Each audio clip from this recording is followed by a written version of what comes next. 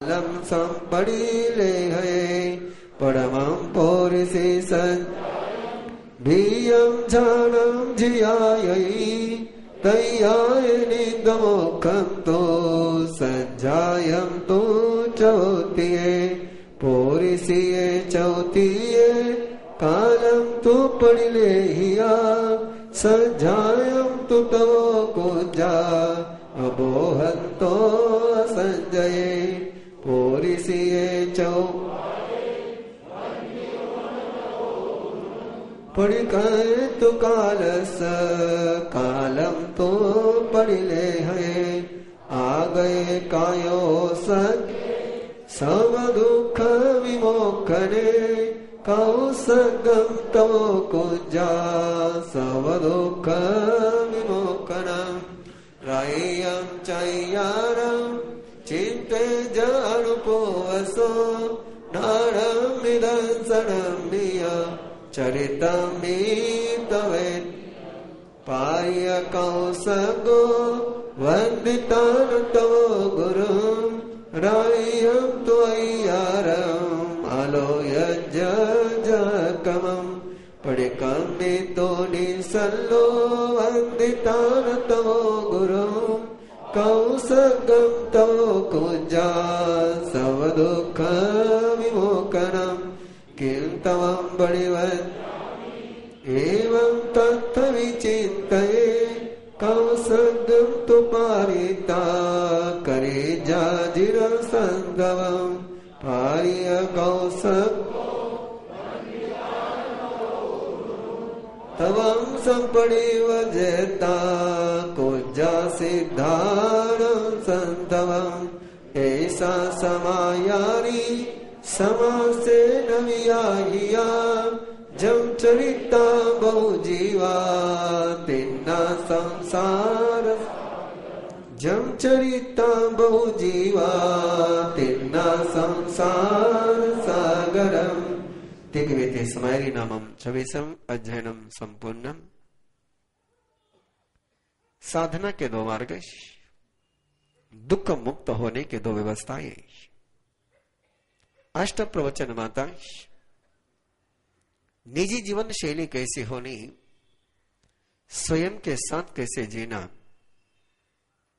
स्वयं की भावनाओं को, स्वयं के मन को, स्वयं के वचन को, स्वयं की क्रियाओं को कैसे संपन्न करना, इसकी आचार संहिता अष्ट प्रवचन माता में। समाचारी औरों के साथ कैसे जीना, समूह में कैसे जीना, संघीय जीवन कैसे जीना, सार्वजनिक जीवन कैसे जीना, कैसे दूसरों के साथ रहना कि दूसरा व्यक्ति भी दुख से मुक्त हो जाए और स्वयं भी दुख से मुक्त हो जाए। किसी के भी संग जीने का उद्देश्य केवल एक ही हो सकता है कि दुख नाश, स्वयं का भी दुख नाश और उसका भी दुख का नाश। जहां एक दूसरे के दुख नाश की साधना होती है उसको सिद्ध मार्ग कहते हैं, और जहां एक दूसरे का दुख उत्पादन का मार्ग होता है उसको नरक का मार्ग कहते हैं। जहां एक दूसरे के सुख उत्पादन का दृष्टिकोण होता है उसको देव मार्ग कहते हैं, और जहां एक दूसरे का सुख दुख बांट लेने की वृत्ति होती है उसको मनुष्य मार्ग कहते हैं। जहां एक दूसरे के सुख दुख के साथ, उपेक्षा के साथ, औदासीन्य के साथ जिया जाता है उसको पशु मार्ग कहते हैं। सिद्ध मार्ग पर चलना हो तो परस्पर के दुख नाश का ही मार्ग स्वीकार करना होगा।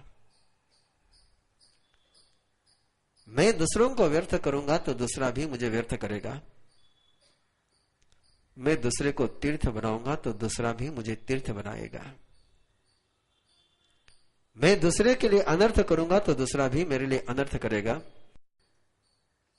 मैं दूसरे के लिए सार्थक बनूंगा तो दूसरा भी मेरे लिए सार्थक बनेगा। सबसे कठिन तब होता है औरों के साथ जीना। कई व्यक्ति एरिया समिति, भाषा समिति का पालन कर लेते हैं, पास समिति की भी परिपालना कर लेते हैं, गुप्ती की भी आराधना कर लेते हैं,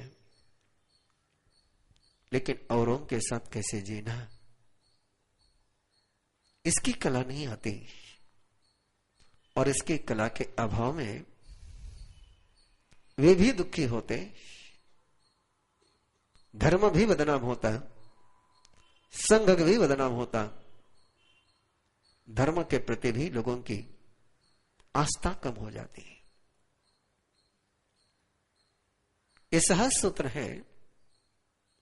यदि धर्म साधना करने वाले परिवार में भाई भाइयों में प्रेम न हो तो उनके धर्म साधना पर प्रश्न चिन्ह उपस्थित होता है। प्रतिक्रमण करने वाली बहू यदि सास के साथ सही तरीके से न रहती होगी तो उसके ज्ञान ध्यान पर प्रश्न चिन्ह लगता ही लगता है। पौषद दया के कामों में लगने वाली सास यदि बहू के साथ सदाचार और सौहार्द का व्यवहार न कर पा रही हो तो उसका सारा धर्माचरण प्रश्नों के घेरे में आ ही जाता है। अहिंसा, सत्य, 5 महाव्रत की आराधना करने वाला सर्वनिष्ठ यदि परस्पर में प्रेम से न रह पाता होगा, सुसंवाद की शैली नहीं अपनाता होगा तो उसके सारे महाव्रतों की साधना भी शंका के घेरे में आ ही जाती है। इसलिए परमात्मा ने साधु के और गृहस्थ के भी, हर व्यक्ति के दोनों ही जीवनों का मार्ग प्रशस्त किया। घर के अंदर भी स्वच्छता होनी चाहिए, घर के बाहर भी स्वच्छता होनी चाहिए। अंतर मन भी स्वस्थ होना चाहिए, बहिर्मन भी स्वस्थ होना चाहिए। अंतरंग भी प्रशस्त होना चाहिए, बहिरंग भी प्रशस्त होना चाहिए। अच्छी भावनाओं से बोले हुए बुरे शब्द भी चुभ जाते हैं। इसलिए केवल ये कहना कि हमारी भावनाएं शुद्ध है, इससे काम नहीं चलता। और ऐसे जीवन में जीते समय केवल 10 सूत्रों को यदि ध्यान रखा गया, केवल 10 मंत्र है, कोई ज्यादा नहीं, कोई जटिल व्यवस्था नहीं, लेकिन इन 10 सूत्रों को यदि परिवार में लागू किया गया, इन 10 सूत्रों को यदि समाज में लागू किया गया, इन 10 सूत्रों को यदि साधु जीवन में लागू किया गया तो समाधि के अलावा और कुछ भी प्राप्ति नहीं होगी। और ये 10 जीवन तुसरत जहां नहीं होंगे, वहां व्याधि, उपाधि और परेशानी के अलावा कुछ भी नहीं हो सकता है। कर्म की चर्चा को बाजू में रखिए, अध्यात्म की सूक्ष्म चर्चा को भी बाजू में रखिए। परमात्मा ने इतने सहज सूत्र दिए हैं, इतने सरल सूत्र दिए हैं, और इस आचार संहिता को यदि हम लोगों ने कहीं व्यवस्था का रूप दे दिया तो परमात्मा के चरणों में सारा विश्व सहज जुड़ जाएगा। आज यदि विश्व की कोई आवश्यकता है, भौतिक समृद्धि बहुत हो गई है, भौतिक संसाधन बहुत हो गए हैं, आवश्यकता है तो जीवन के संसाधनों की। और जीवन के संसाधन उपलब्ध न होने के कारण भौतिक उपलब्ध संसाधनों से भी दुख ही मिलता है। इसलिए विश्व आज खोज रहा है एक ऐसी जीवन शैली कि जो समृद्धि और सुख का अनुभव करा दे। और यह संभव है यदि आप लोग मन पर धारो तो।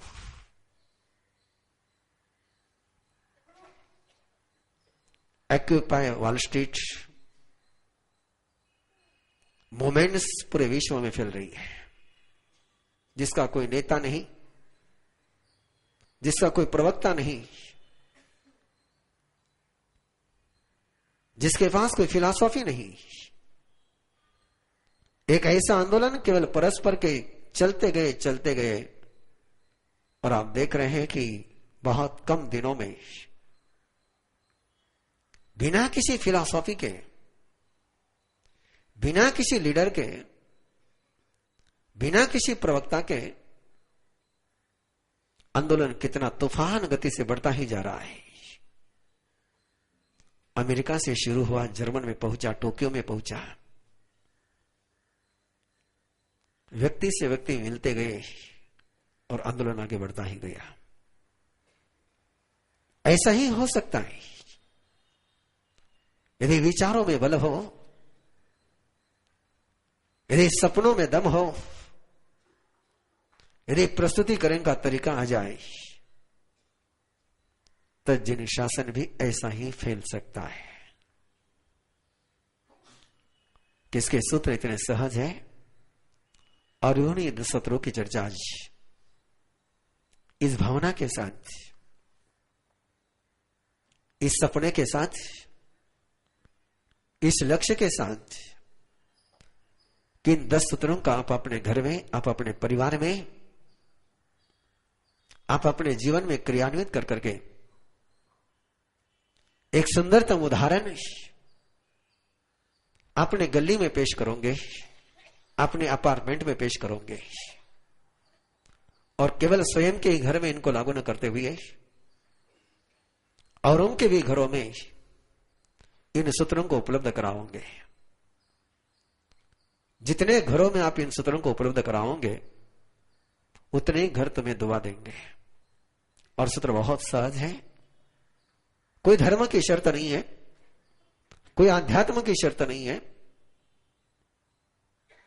किसी प्रकार की कोई तत्व मीमांसा की बात नहीं, किसी प्रकार के स्वर्ग नरक और मोक्ष की चर्चा नहीं। केवल बात है तो सीधी सी बात है, कैसे सभी भावों को जाने और कैसे सारे दुखों से मुक्त हो जाए। और इन 2 के अलावा और क्या लक्ष्य हो सकता है मनुष्य के पास। और इन 2 लक्ष्यों की पूर्ति कराने वाला यह आराधना का अध्याय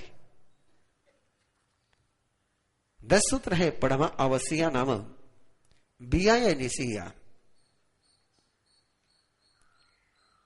घर से बाहर जा रहे हैं,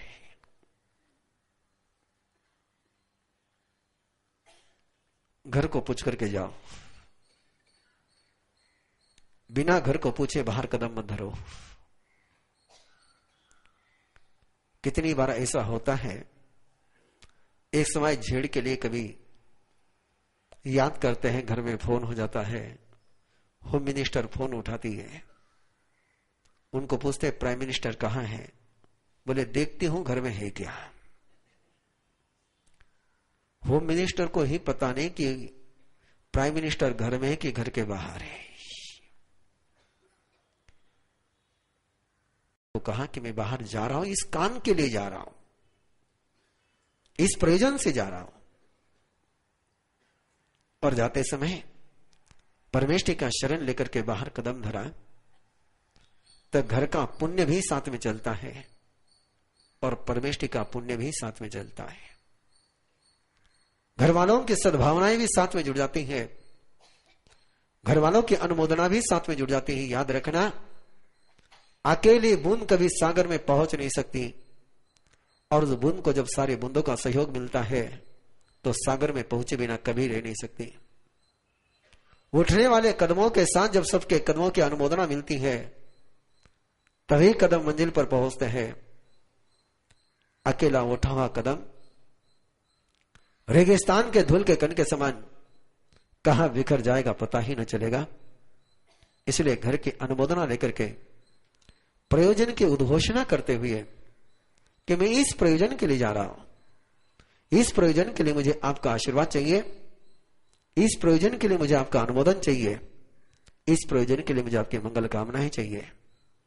यदि छोटा सा सूत्र घर में लागू हो जाए, बेटा घर के बाहर जाए, बेटी घर के बाहर जाए, बहू घर के बाहर जाए या कोई भी घर का सदस्य घर के बाहर जाए और घर वालों का अनुमोदन लेकर के जाए, और ये आदत लग गई, यदि ये आदत लग गई कि घर के बाहर कदम धरना है तो घर वालों को बिना पूछे नहीं धरना है, तो जिस समस्या से आज समाज पीड़ित होता है कि बेटियां भाग रही है, उसके समाधान के लिए कोई सामाजिक आंदोलन की आवश्यकता नहीं, एक छोटा सा नियम लगा दिया गया। बिना साध्वी के नाम का जिक्र किए एक घटित घटना आपके सामने रख रहा हूं, जिस दुर्घटना का साक्षी भी रहा हूं। जवान साध्वी, सुंदर, दीक्षित, संपन्न परिवार से, लेकिन साध्वी परिवार के स्नेह का दुरुपयोग हुआ और एक जवान लड़के के साथ अफेयर चला है। घटित घटना दे रहा हूं। अफेयर चला है और अफेयर बहुत लंबा पहुंच गया, इतना लंबा पहुंच गया कि एक दिन साध्वी भाग गई और भाग करके सबसे पहले वहां पहुंची अपनी नानी, जिसने दीक्षा ली थी, नानी के पास पहुंची। बड़ा आश्चर्य हुआ कि भागने वाली लड़के के साथ नहीं गई और नानी के पास पहुंची। गहराई जब पहुंची गई तो नानी ने उसे एक वचन दिया था कि जब भी तू जिंदगी में कोई कदम उठाए, मुझे बिना पूछे मत उठाना। और उस एक वचन के कारण से वो बहाना छोड़ करके गई थी, लेकिन पहुंची नानी साध्वी के पास, और वहां पहुंचने के बाद तो संभल ही जाना था, संभल गई। आज वो संयम के मार्ग पर बहुत गौरव के साथ कदम बढ़ा रही है। कब जिंदगी में तूफान आएंगे कोई कह नहीं सकता, कब मोहनीय कर्म का उदय होगा और कब मन भटकेगा कोई कह नहीं सकता। लेकिन यदि पहले से व्यवस्था रही तो भटकते हुए कदमों को भी मंजिल मिल जाती है। और समाचार का पहला सूत्र इतना ही आपसे कहता है, साधु जीवन के लिए तो यहां तक मर्यादा दी गई है, यहां तक मर्यादा दी है कि एक श्वासोच्छ्वास के अलावा उच्छ्वासम विहाय न किंचित गुरु आज्ञा विनाश, एक श्वासोच्छ्वास के अलावा कुछ भी कदम गुरु आज्ञा के बिना नहीं उठाना है। और ये जिस संघ में चलता है वह संघ प्रगति के पथ पर होता है। ये सूत्र जिस परिवार में निभेगा, अवश्य कुछ भी करना है, घर के बाहर कदम धरना है, तो घर वालों को बिना पूछे नहीं धरना है। चाहे वो बेटा हो, चाहे वो बेटी हो, चाहे वो पिता हो, चाहे वो मां हो, चाहे वो सास हो, चाहे वो बहू हो, एक छोटा सा सूत्र यदि घर में लागू हो गया तो कितने अनिष्टों से रक्षा हो जाती है, कितने भटकते हुए कदमों को सन्मार्ग मिल जाता है। इसलिए परमात्मा के देशना का पहला सूत्र इस आस्था के साथ ग्रहण करिए कि घर जाकर के घर की मीटिंग लेंगे, परिवार की मीटिंग लेंगे, और परिवार की मीटिंग में लेकर के आज के अध्याय की पूरी चर्चा करेंगे। बताएंगे कि परमात्मा ने क्या वरदान दिया है। सीधा जाकर के मत कहना कि आज से घर के बाहर कोई बिना पूछे नहीं जाएगा। वो हिटलर से काम नहीं होता है। हिटलर से यदि घर चल जाते तो हिटलर को कभी सुसाइड नहीं करना पड़ता है। इसलिए हिटलर मत बनिए, घर वालों को साथ में लेकर के बैठिए और बताइए। और ऐसा नहीं बंधु, देखिए मैंने एक साध्वी का रेफरेंस आपको दिया, मेरा भी रेफरेंस दे दूं मैं आपको। मैं तो बागी रहा हूं, आज भी बागी हूं। और एक बार ऐसा ही दिमाग में तूफान आया, भयानक तूफान। लेकिन एक कदम शुरू से जीवन में रहा था कि बिना गुरुदेव के पूछे बाहर नहीं जाना। और उसी तूफान में मैं मेरे आसन से उठा, संकल्प बिल्कुल पक्का था कि जाना, वापस नहीं आना। और गुरु चरणों में पहुंचा आज्ञा लेने के लिए कि मैं गुरुदेव में जा रहा हूं। गुरुदेव ने कहा नहीं जाना। गुरुदेव ने पूछा नहीं कहां जा रहा है, किस लिए जा रहा है, कुछ नहीं पूछा, सीधा कह दिया नहीं जाना। अब नहीं जाना कहने के बाद तो कदम उठ नहीं सकता, उठ ही नहीं सकता। और फिर मैंने बाद में जब शांत दिमाग हुआ तब गुरुदेव से जाकर के कहा कि भगवान आपने मुझे रोका क्यों? इसके पहले कभी आपने मुझे रोका नहीं था। जब भी मैं आज्ञा मांगता मुझे सहज आज्ञा मिल जाती, आज आपने मुझे क्यों रोका? गुरुदेव केवल हंसे, केवल मुस्कुराए। मैंने कहा गुरुदेव मुस्कुराने से काम नहीं चलेगा, मुझे उत्तर चाहिए। बोले तू भी जानता है क्यों रोका तुझे। मैंने कहा आपको कैसे पता चला? मैं पूरा संवाद बता रहा हूं आपको। मैंने कहा आपको कैसे पता चला? मैंने आपको बताया तो नहीं था। कुछ जवाब नहीं दिया गुरुदेव ने, कैसे पता चला है। लेकिन आज ये शब्द जुबान पर आते हैं कि गुरु वही होता है जो शिष्य के दिल के बाद बिना